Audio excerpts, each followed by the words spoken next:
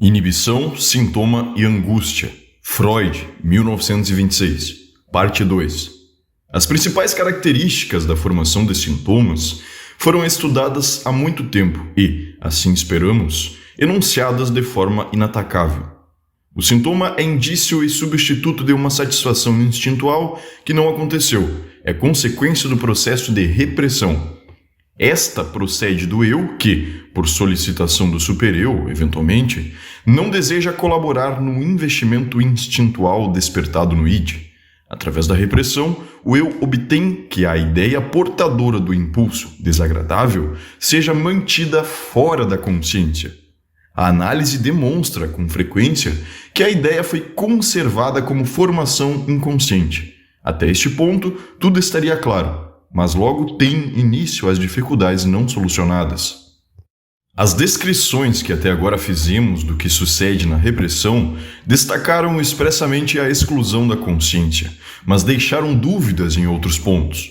Surgiu a questão de qual seria o destino do impulso instintual ativado no id que busca a satisfação. A resposta, indireta, foi que, mediante o processo da repressão, o prazer que se espera da satisfação é transformado em desprazer, e então nos vimos diante do problema de como o desprazer poderia resultar de uma satisfação instintual. Esperamos esclarecer a questão afirmando, especificamente, que, devido à repressão, o pretendido desenvolvimento excitatório no interior do id não se realiza. O eu consegue inibi-lo ou desviá-lo. Então desaparece o enigma da transformação do afeto na repressão.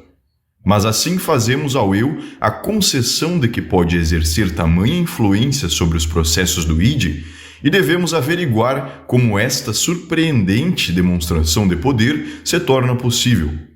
Penso que o eu adquire essa influência devido às suas íntimas relações com o sistema perceptivo, que, afinal, constituem sua essência e proporcionam a base para a sua diferenciação do id. A função desse sistema, que denominamos pré-consciente e consciente, é ligada ao fenômeno da consciência.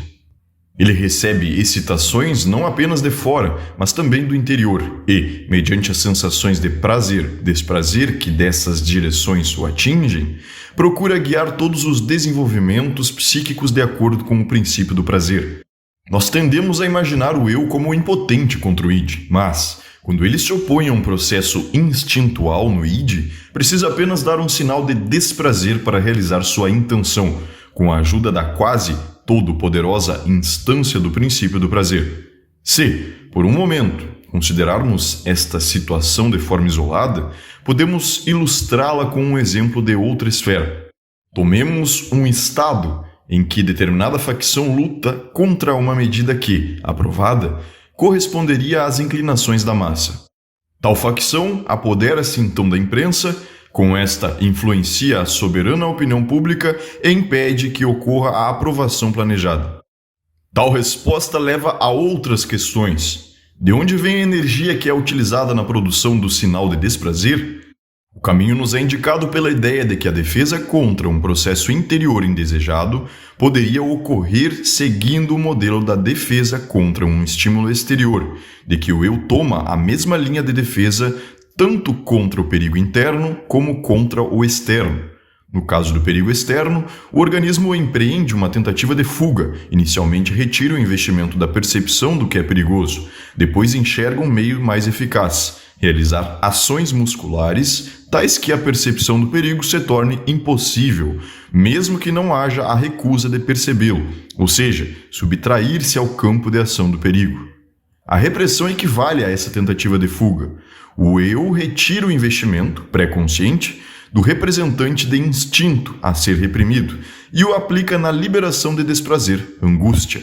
O problema de como surge a angústia na repressão pode não ser simples, mas temos o direito de nos apegar à ideia de que o eu é a genuína sede da angústia e de rejeitar a concepção anterior de que a energia de investimento do impulso reprimido é transformada automaticamente em angústia. Se antes me expressei desse modo, forneci uma descrição fenomenológica, não uma exposição metapsicológica. Disso procede esta nova pergunta. Como é possível, do ponto de vista econômico, que um simples processo de retirada e descarga, como a retração do investimento pré-consciente do eu, produza desprazer ou angústia, que por nossas premissas podem apenas resultar de um investimento intensificado? Respondo que essa sequência causal não deve ser explicada economicamente. A angústia não é gerada novamente na repressão, e sim produzida como um estado afetivo, segundo uma imagem mnêmica já existente. Mas, se indagamos também pela origem desta angústia, como dos afetos em geral, abandonamos o terreno inconteste da psicologia e adentramos a área fronteiriça da fisiologia. Os estados afetivos incorporaram-se à psique como precipitados de antiquíssimas vivências traumáticas e são despertados como símbolos mnêmicos quando situações análogas ocorrem. Quero dizer que não errei ao compará-los aos ataques histéricos, adquiridos depois e de forma individual, e considerá-los modelos normais desses ataques. No ser humano e nas criaturas a ele aparentadas, o ato do nascimento, sendo a primeira vivência individual da angústia, parece ter dado traços característicos à expressão da angústia.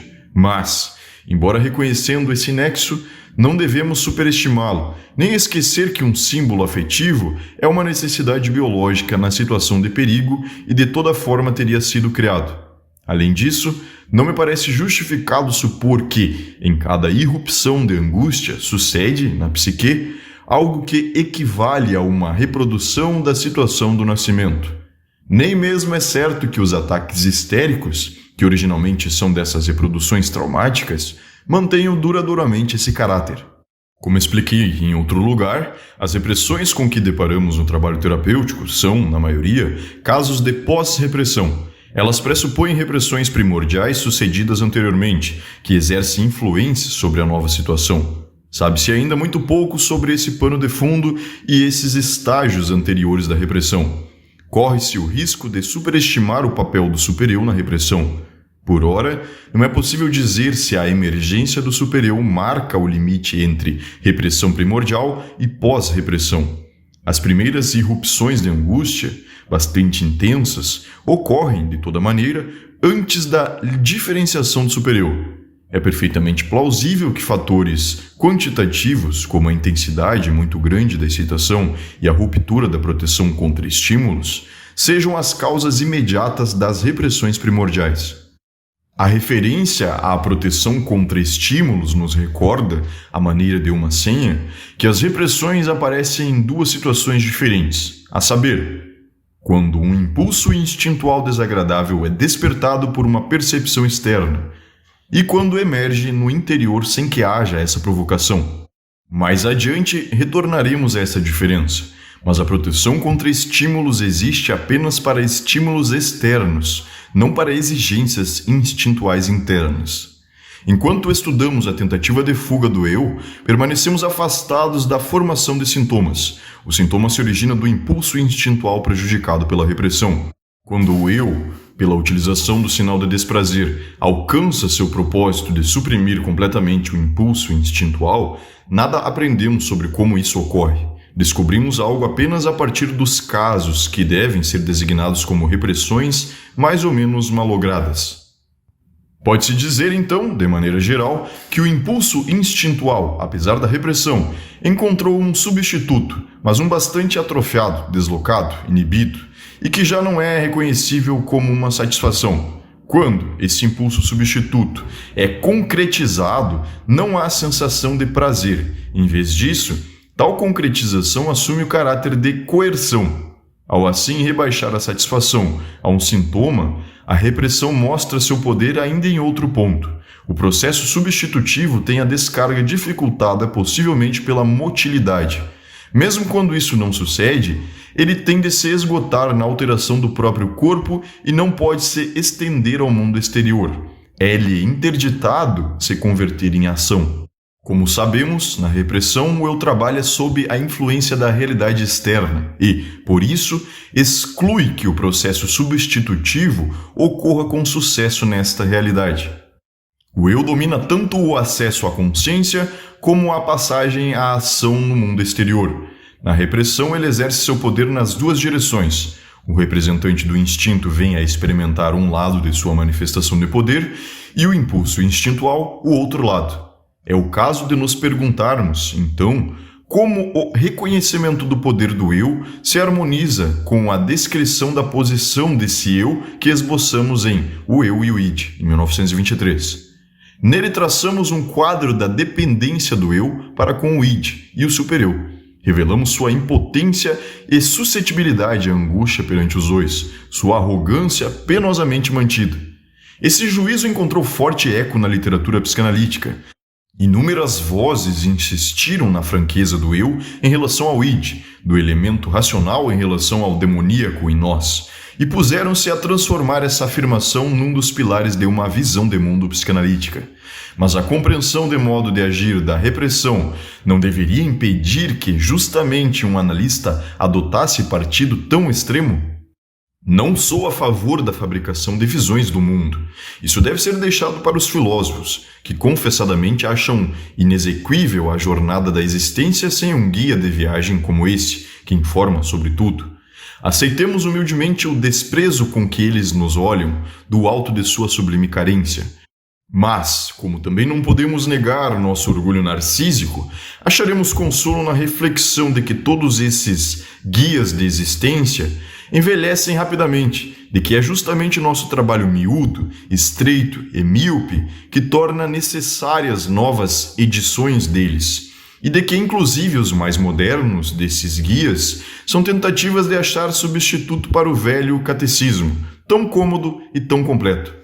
Sabemos que até agora a ciência pôde lançar muito pouca luz sobre os enigmas desse mundo. O barulho dos filósofos nada mudará isso. Apenas a paciente continuação do trabalho, que tudo subordina à existência de certeza, pode gradualmente produzir mudança. Ao cantar na escuridão, o andarilho nega seu medo, mas nem por isso enxerga mais claro.